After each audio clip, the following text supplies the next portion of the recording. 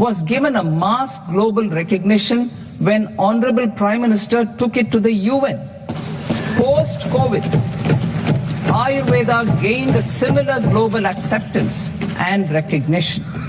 Exporting quality Ayurveda products helps farmers who grow the herbs and youth who process the products.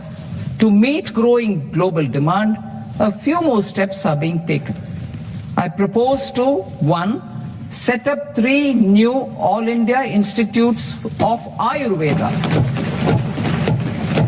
2. Upgrade AYUSH pharmacies and drug testing labs for higher standards of certification ecosystem and make available more skilled personnel.